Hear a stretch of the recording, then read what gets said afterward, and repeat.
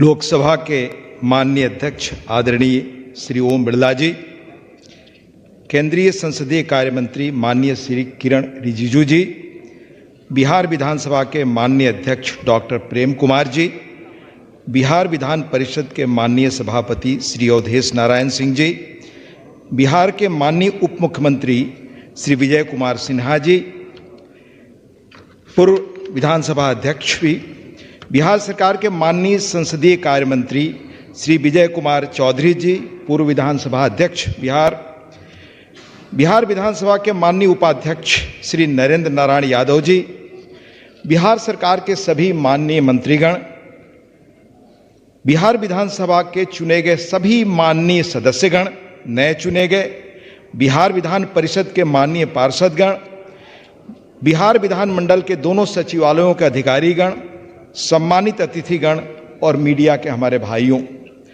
हमारा नमस्कार। इस बिहार विधानसभा के गरिमामय ऐतिहासिक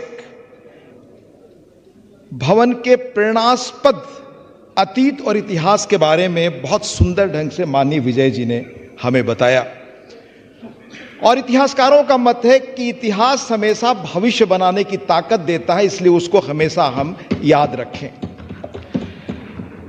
मैं सबसे पहले विधानसभा के निर्वाचित नए सदस्यों को हार्दिक बधाई देना चाहूंगा और भावी सफल कार्यकाल के लिए भी शुभकामनाएं। मैं बिहार विधानसभा के माननीय अध्यक्ष डॉक्टर प्रेम कुमार जी का विनम्र आभार व्यक्त करता हूं कि उन्होंने इस कार्यक्रम में, ऐतिहासिक कार्यक्रम में मुझे यहां उपस्थित होने का मौका दिया। आज उनके नेतृत्व में डिजिटल हाउस का शुभारंभ हुआ। यह बढ़ते बिहार और बढ़ते भारत की झलक है। पिछले 2 दशकों से मैं यहां बैठे हुए सोच रहा था कि किस तरह बिहार ने कहां प्रगति की है, तो माननीय मुख्यमंत्री नीतीश कुमार जी के नेतृत्व में बिहार ने पूरी दुनिया और देश में एक नई प्रतिबिंब और पहचान बनाई, नई करवट ली। न्याय के साथ विकास, समावेशी विकास, और इसका ज्वलंत प्रमाण अभी हमने देखा विधानसभा का आपके पहला बजट चुनावों के बाद। 2005 में बिहार का कुल बजट महज 29,000 करोड़ के लगभग था। आज 2026-27 में बिहार के बजट का आकार 10 गुना बढ़कर 3.47 लाख करोड़ है।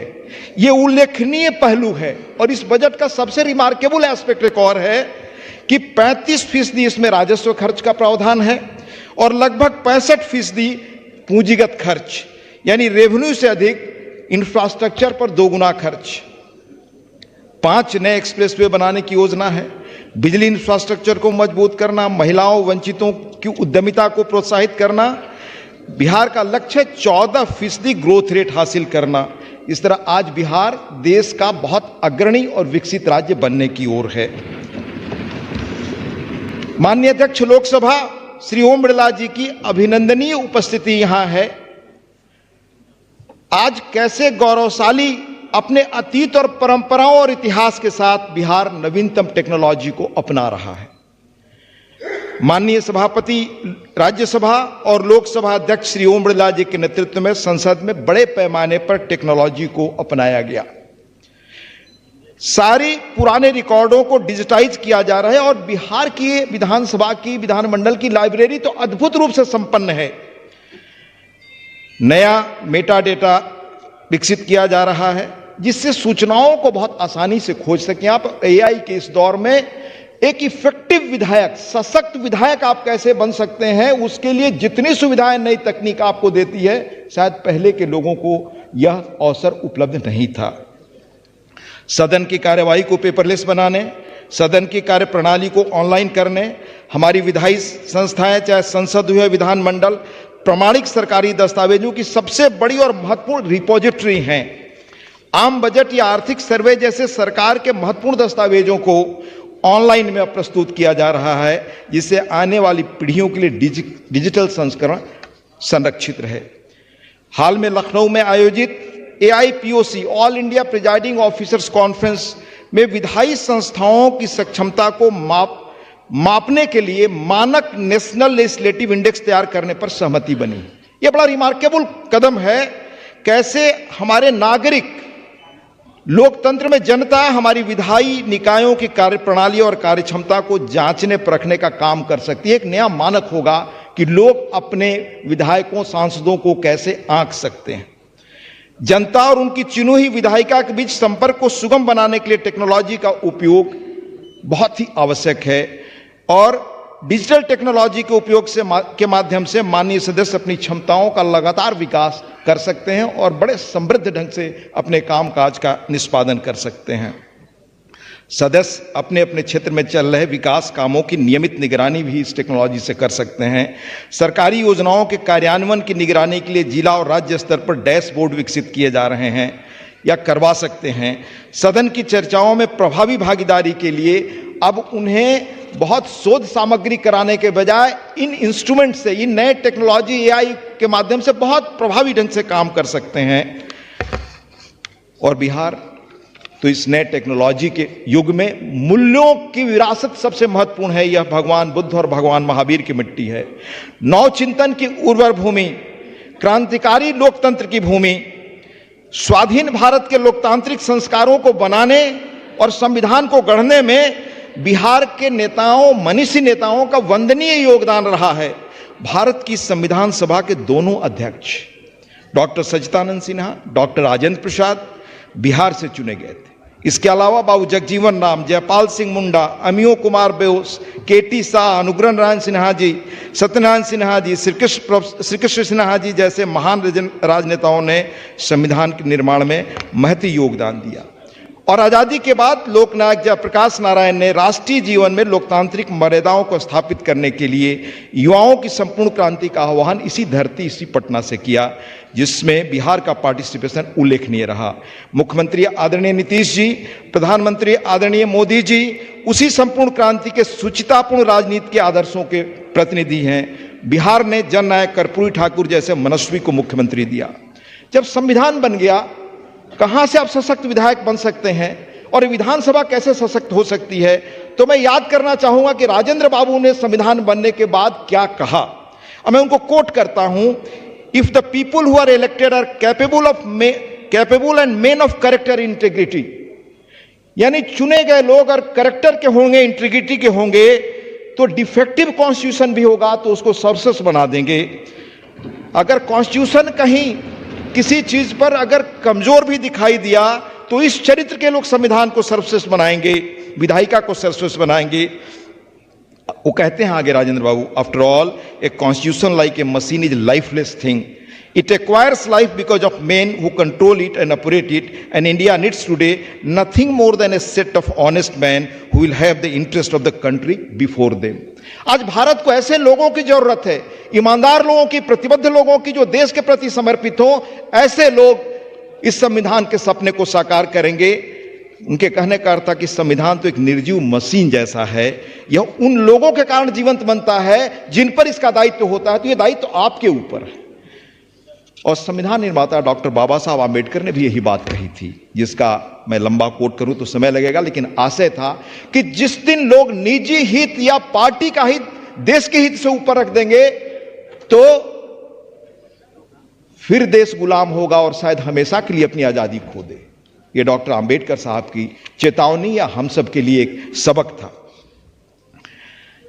मैं कुछ चीजें आपसे शेयर करना चाहूंगा। इसी महान बिहार से आदरणीय नीतीश कुमार जी के सौजन्य से राज्यसभा का सदस्य बना 2014 में दिल्ली गया, पुराने संसद भवन को देखा जो आज संविधान सदन है। उसमें अनेक जगहों पर प्राचीन ग्रंथों से हमारे लोक प्रशासन के आदर्श वाक्य और उक्ति उकेरे हुए हैं।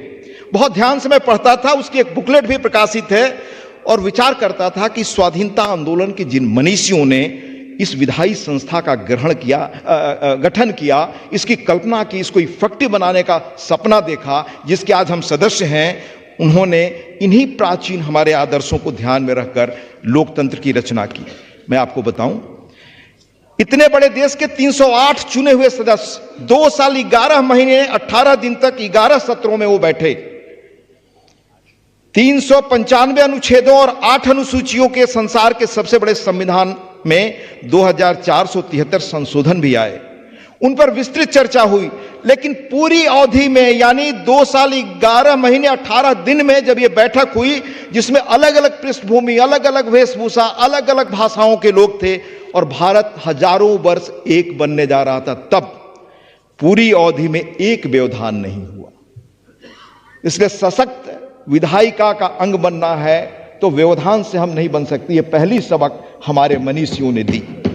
राजेंद्र बाबू ने खुद अपने भाषण में सभी सदस्यों का अभिनंदन किया कि किसी भी संशोधन पर मत विभाजन की भी नौबत नहीं आई। यह आधुनिक भारत इस संविधान से निकला। आज विधायी सदनों में भावों में कुंठा और भाषा में कटुता में देखता हूं। विगत सप्ताह संसद में जो कुछ घटा वो न केवल लोकतांत्रिक इतिहास में अभूतपूर्व है। आप सोचिए कि जिस विषय को आपने चर्चा के लिए रखा, सशक्त विधायक, सशक्त लोकतंत्र, वहां उस वक्त क्या कहा जाता था और हमारे लोकतंत्र को मजबूत करने में पंडित जवाहरलाल जी की बड़ी भूमिका रही है। उन्होंने क्या कहा? कहा कि अगर संसद के लोग, या उनका आशय था कि विधायी मंडलों के जो सदस्य होते हैं वो अगर स्व अनुशासन से काम नहीं करेंगे तो क्या देश की लोकतंत्र की स्थिति होगी। मैं उनको कोट कर रहा हूं। 56 में उन्होंने कहा, parliament does set some kind of an example to the rest of country. हम देश के लोकतांत्रिक संस्थाओं के लिए मर्यादा और आदर्श वहां से स्थापित करते हैं, मानक बनाते हैं। As we behave here with each other towards our work towards the general public, to some extent others will behave elsewhere. हम यहां जैसा कामकाज करते हैं, दूसरे के प्रति आचरण करते हैं, वही नीचे भी लोग अपनाएंगे। Whether in the state legislature, चाहे राज्यों की विधायी संस्थाएं हों या सेल्फ गवर्नेंस यानी पंचायत या अदर इस तरह की चीजें हों देश में जो बढ़ रही हैं, जिनको हमें बढ़ाना है, लोकतांत्रिक मूल्य स्थापित करना है, वो यहीं से सीखेंगे। अगर यहीं से फाउंडेशन ऑफ डेमोक्रेसी हम गलत डालेंगे तो पंचायतों में क्या असर होगा, गांवों में क्या असर होगा, थोड़ा लंबा कोट है लेकिन जरूर उसको आप ध्यान में रखिएगा। सशक्त विधायक बनने के लिए, इतिहास पर अपनी छाप छोड़ने के लिए, therefore on all of us rest this great responsibility not only to behave as we should behave. इसलिए हम कैसे व्यवहार करें, किन मर्यादाओं का पालन करें, यह हम सब में से एक का दायित्व है। But to remember always that a million eyes are upon us. हम हमेशा याद रखें कि करोड़ों करोड़ निगाहें हमारे ऊपर लगी हुई है। And we may do something that brings the slightest discredit on parliament or set a wrong line before the, अगर छोटी भी गलती कर गए तो क्या असर होगा। यह पंडित जी का कोट है। यानी आज जो हम आचरण करते हैं वो कैसे नीचे पंचायतों तक जाता है। अगर हम अनुकरणीय बने तो पंचायतों तक का नेतृत्व कैसे बेहतर होगा और देश का भविष्य कैसे बेहतर होगा, ये दायित्व तो हमारा है। हमारे यहाँ महाभारत में बहुत पहले कहा गया है, महाजनो येन गता सो पंथा। समाज में जो लोग आते हैं उनका कैसे अनुकरण करते हैं। अब ये पंक्ति हमारे सामने, और मैं यह बात उस धरती से कह रहा हूं जिसने किस तरह की संसदीय मर्यादाएं बनाई, बिहार। वो मैं 2 घटनाएं आपको बताना चाहूंगा। पहली, यह लिखा किसने है? श्री एस.के. मुखर्जी, ये चीफ सेक्रेटरी रहे। इनके परिवार के कोई सदस्य या पिताजी ही शायद बिहार विधानमंडल के तब के उसमें ये सदस्य भी होते थे। आदरणीय चौधरी जी को ज्यादा इसमें याद होगा। उन्होंने लिखा कैसे बिहार देश को रास्ता दिखाता रहा इसे, और क्या मर्यादा होनी चाहिए हमारे विधायकों की या संसदीय काम में लोगों की, लगे लोगों की, उसके वो बता रहे हैं। उन्होंने कहा, एस.के. मुखर्जी ने लिखा है कि देश को आजाद हुए कुछ ही माह हुए थे। बिहार विधानसभा के दामोदर घाटी परियोजना पर विरोध हो रहा था बिहार विधानसभा में कि इससे बिहार के गांव डूब जाएंगे और सिंचाई के लिए पानी बंगाल को मिलेगा, बिहार को बिजली का एक हिस्सा ही मिलेगा। वास्तव में ये अपरिहार्य तथ्य थे। वो कह रहे कि ये सही था। मुखर्जी साहब ने कहा कि हो रहा था। उत्तर सिंचाई मंत्री श्री रामचरित्र सिंह जी को देना था, लेकिन स्वयं प्रधानमंत्री, यानी तब राज्य मुख्यमंत्री को प्रधानमंत्री ही कहा जाता था, ने स्वयं बहस में हस्तक्षेप किया, आदरणीय श्री बाबू ने, और कहा क्या? श्री कृष्ण झा ने जो कहा वो बिहार की राजनीति के राष्ट्रीय संस्कारों को दिखाता है। कहा, कुछ ही महीने पहले 15 अगस्त 47 को हमने खुद को स्वतंत्र घोषित किया था और भारत के प्रति भारत के प्रति निष्ठा की शपथ ली थी। किसी को यह एहसास नहीं था कि वे इतनी जल्दी भुला दिए जाएंगे। श्री बाबू कह रहे हैं कि यदि बंगाल में बाढ़ सुरक्षा कार्यों से लाखों लोगों को लाभ हुआ जबकि बिहार के कुछ गांव डूब गए, तो वे लाखों लोग भी उतने ही भारतीय थे जितने बिहार के लोग जिन्होंने अपनी कुछ जमीन खो दी। उन्होंने जोर देकर कहा, क्या भारत में झंडा फहराने के कुछ ही महीनों के भीतर इस तरह की मानसिक बाधाएं खड़ी करना उचित था?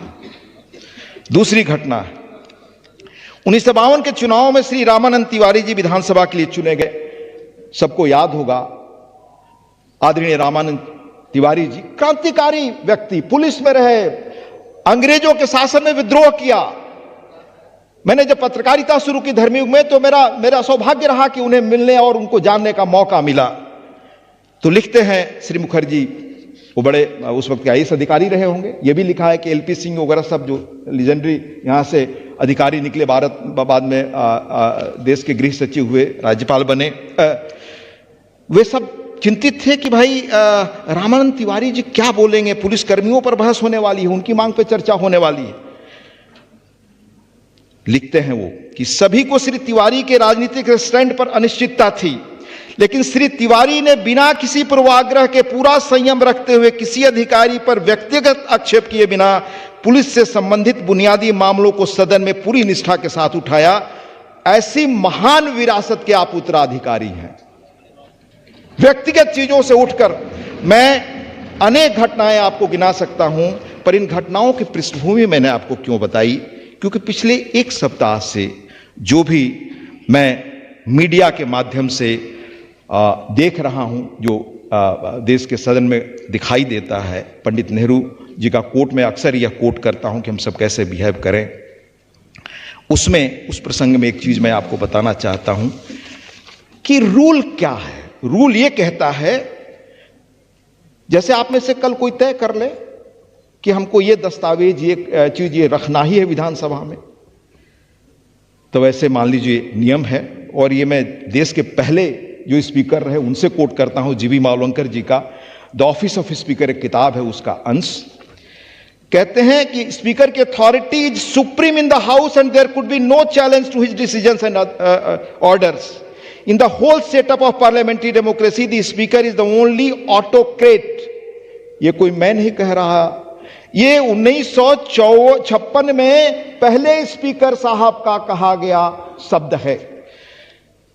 Meaning thereby that his exercise of authority requires no previous consultation or concurrence of anybody and the authority is unchallengeable। लंबा प्रसंग है पर मैं वो सुनाना नहीं चाहता, जो मकसद हो मैं कहना चाहता हूं। जब ये मामला उठा तो मैं राज्यसभा का अपना सब देखने लगा कि भाई यहां नियम क्या कहता है। अनेक नियम तो हैं ही, अनेक चेयरमैन के डायरेक्शन हैं, रूल्स हैं। किसी चीज को अगर कोई कल आप तय कर लेते हैं कि हमें ये दिखाना है, तो उसके लिए सबसे पहले अनुमति आपको स्पीकर से लेनी है, बिना उसके आप दिखा नहीं सकते।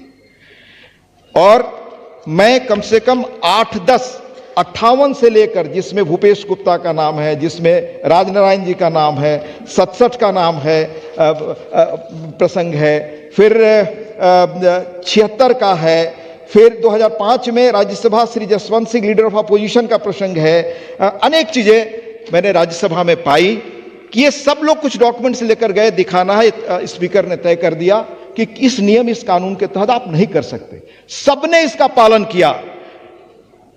अगर ऐसी स्थिति पैदा हो तो मैं खुद महसूस करता हूं कि मेरे सामने अगर ऐसी स्थिति आए, कानून के अनुसार मैं फैसला करूं, पर कोई सदस्य अड़ जाए कि नहीं मैं यही करना चाहता हूं, तो हमें तय करना होगा कि संसद जो 75 वर्षों से, या विधानसभा आपकी जो 75 वर्षों के नियम कानून से चलती रही है, वो चलेगी, एक व्यक्ति के इस तरह के जिद पर चलेगी। ये हमें आज तय करना होगा। हम यहां पहुंच चुके हैं, इसमें हमें निर्णय सोचना चाहिए।